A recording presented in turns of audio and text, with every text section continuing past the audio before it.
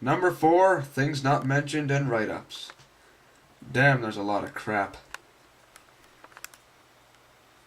First, well, I think probably 11th or something.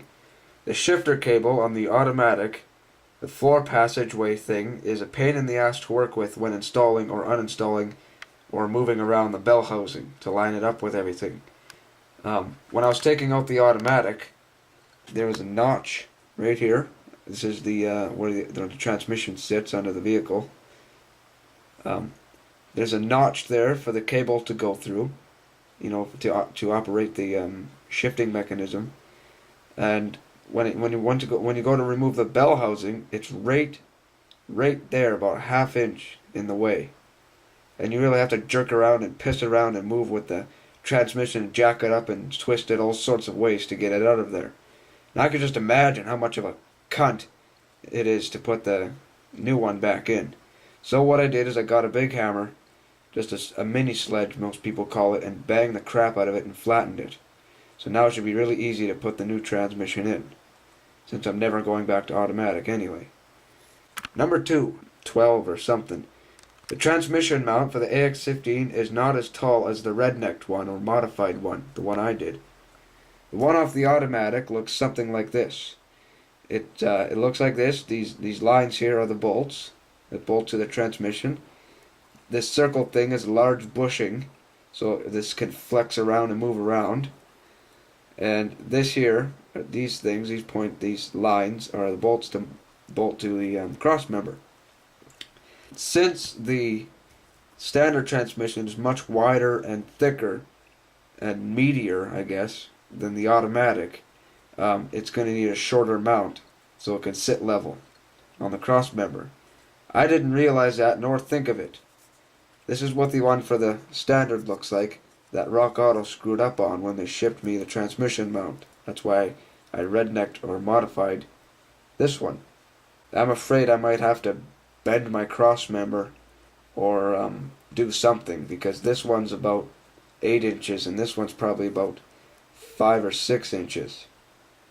So my transmission's either going to sit really high and put more stress on my drive shafts, or it'll be completely fine. But I'll see when I install everything.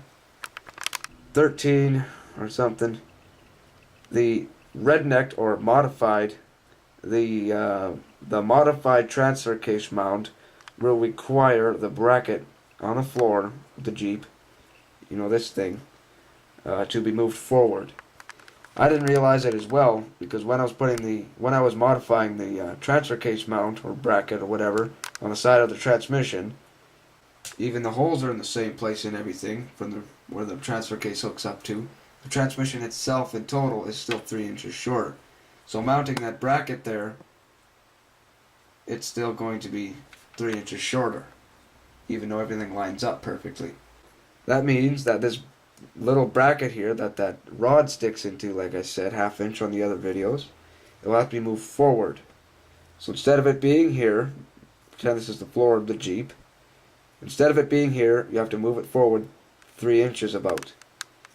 I'm not going to do that because that requires me taking part of the carpet out of the driver's side and unbolting the bolts and drilling and putting them in a different spot, and then screwing up the measurements.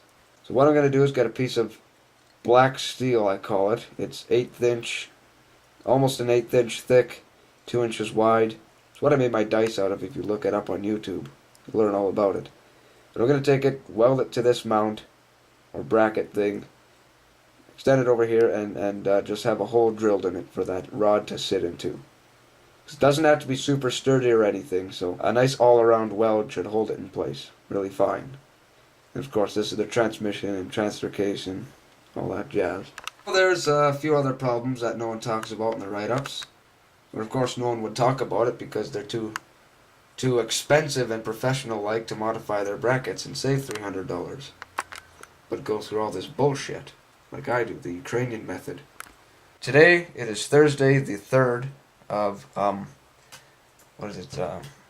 April, I think. I have no idea what it is. May, sorry. 3rd of May. So this marks 5 days of work. That should be a 5 there, not a 4, pardon me. 1, 2, 3, 4, 5, 6, 7, 8. Damn thing fell over.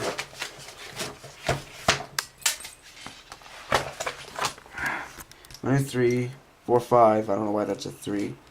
6, 7, 8. 9, 10, 11. Sorry, that was Monday on the other one.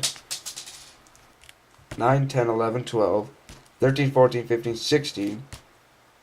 Oh, sorry, 15. I didn't get to work 4 hours on that day. 16, 17, because I was late. So 17 hours. I should probably change these. 17 hours and everything's ready to go back in.